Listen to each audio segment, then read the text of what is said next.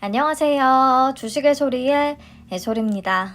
네, 이름이 아주 길고 긴 SK증권 ACPC 제7호 스펙. 네, BCNC의 경쟁률이 너무 높다면 혹시나 대안으로 삼아볼 수 있을지 간단히 한번 분석을 해보고요. 수요 예측 결과도 같이 살펴보고요. 그리고 챙겨야 할 정보들 미리 짚어보도록 하겠습니다.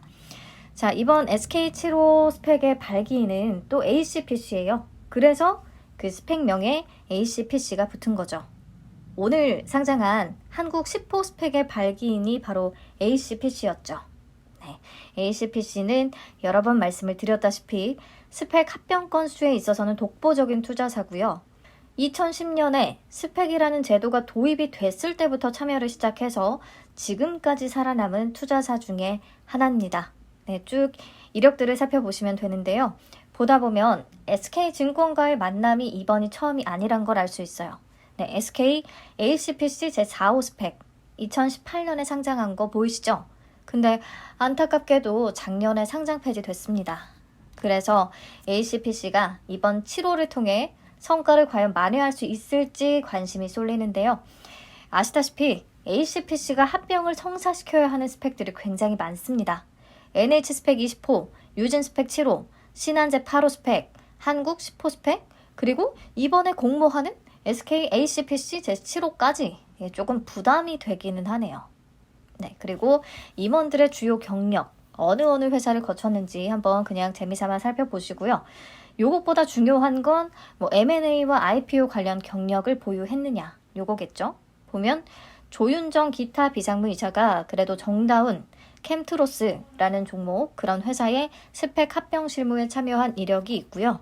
그 밖에 권치한 대표님도 IPO 참여 이력들을 가지고 있습니다. 하지만 임원진들의 과거 경력이 미래 성과를 보장하지는 않습니다.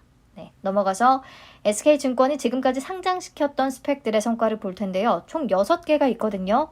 이 중에 3개는 상장 폐지됐어요. 네, 앞에서 봤던 4호를 포함해서 1호와 3호까지도 상장 폐지. 성공한 건 2호 스펙이 DYD 대양과 합병했던 거. 요거 딱 하나네요. 구 MP 한강이 지안 코스메틱을 거쳐서 DYD 대양을 거쳐서 다시 DYD로 현재는 사명이 변경이 됐습니다. 네, 합병에 성공한 회사기는 한데 그다지 느낌 있는 회사는 아니네요. 중요한 건 SK증권과 ACPC가 이번 스펙을 통해 이미지 쇄신을 노리고 최선을 다해줄지 기대를 해봐야 되겠고요.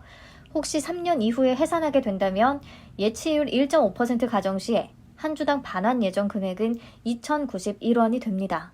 근데 투자 설명서에 보시면 가정은 1.5%로 해놓고 계산 시에는 0.8%를 기준으로 계산을 했더라고요. 그래서 제가 1.5%로 바꿔서 직접 계산을 했을 때 2,091원이 됩니다. 네, 1.5%가 맞을 것 같아요. 요즘에 금리 인상이 되기도 했고 또 최근 다른 스펙들도 1.5%를 가정하기도 했고 네, 우선 그렇고요. 넘어가서 공모 개요를 보면 총 300만 주로 공모하고요. 그래서 총 공모 규모가 60억 원. 이번에도 매우 소형 스펙에 속합니다.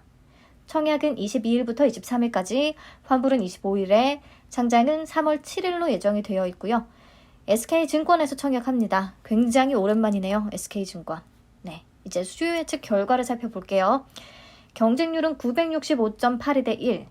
최근에 하나금융 21호와 IBKS 제17호가 1000대 1을 넘겼던 것을 생각해 보면 경쟁률이 높지는 않습니다. 그냥 쏘쏘한 수준. 근데 오랜만에 스펙 중에서 의무보유 확약 신청을 받았더라고요.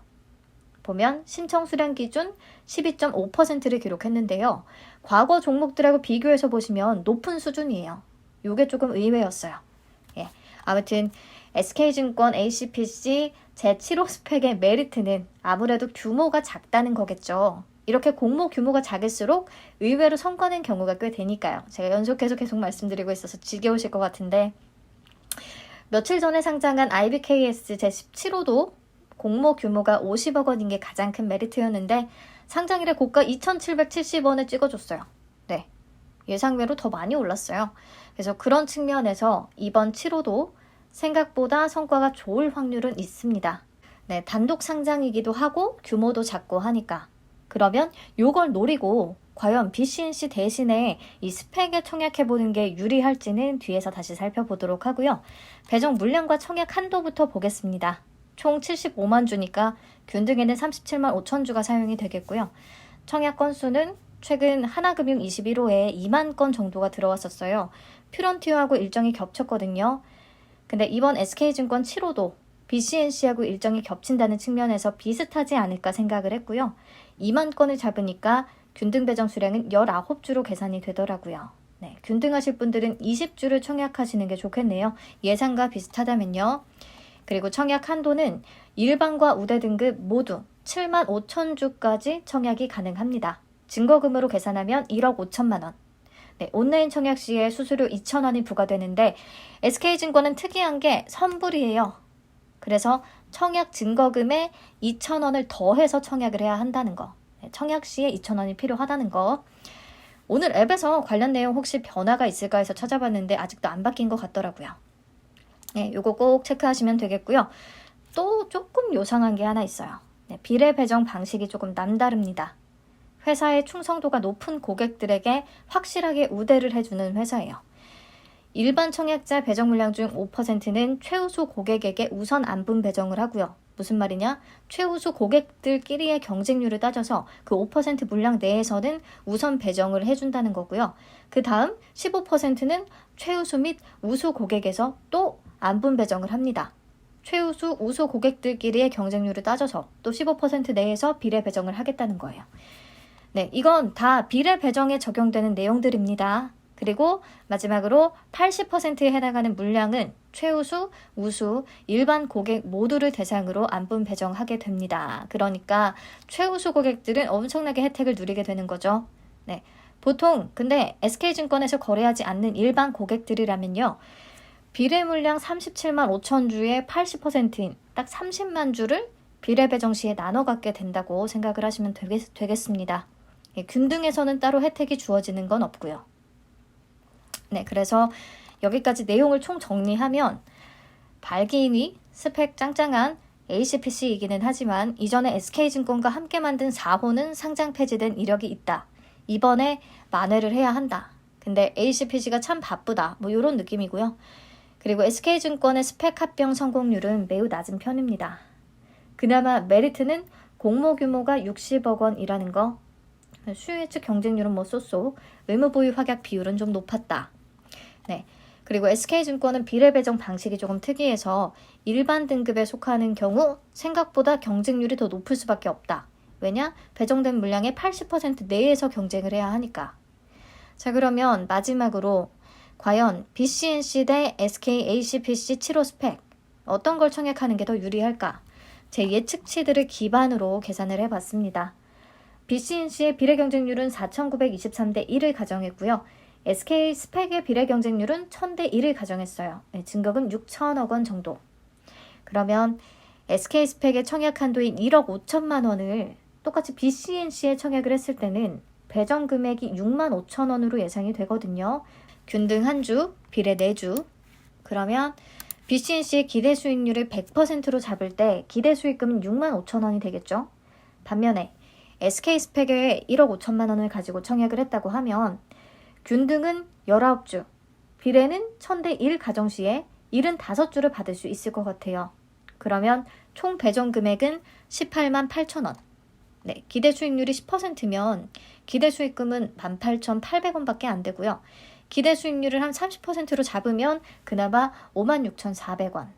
그러면 스펙의 기대 수익률을 적어도 30% 이상이다. 50%, 60% 가능하지 않겠냐? 이렇게 생각한다면 스펙에 청약하는 게 낫겠지만 아니라면 그냥 BCNC가 나을 것 같아요. 물론 계산에 적용된 수치가 모두 제 예측치를 기반으로 했기 때문에 내일 경쟁률을 보면서 판단을 다시 해봐야 되고요. 저라면 BCNC를 546입에 맞춰서 최대한 가성비 청약을 한 뒤에 남는 자금이 조금 있다고 하면 그걸로 스펙에 참여해 볼 예정입니다. 그때는 또 토스 이자하고 비교해서 청약 유불리를 따져봐야겠죠. 기대 수익률 스펙의 한 5에서 10% 정도만 잡았을 때 수수료 2,000원을 포함해서 토스 이자 대비해서 과연 나을 것인가. 이건 각자가 처한 상황과 금액이 모두 다르기 때문에 일률적으로 계산하지는 않겠습니다. 네, 이번 스펙 영상은 여기서 마무리할게요. 시청해주셔서 감사하고요. 오늘 모아 데이터의 기업 분석 영상이 마무리되면 추가 업로드할 예정이고 시간이 좀 모자라면 내일 오전 중에 업로드할 것 같아요. 제가 연속해서 자료 만들고 뭐 영상 제작하다 보니까 댓글을 바로바로 확인 못하고 있는데요. 구독자분들이 서로서로 도움 주시면 정말 감사하겠고요. 제가 이 영상 업로드하고 바로 체크하도록 하겠습니다. 감사합니다.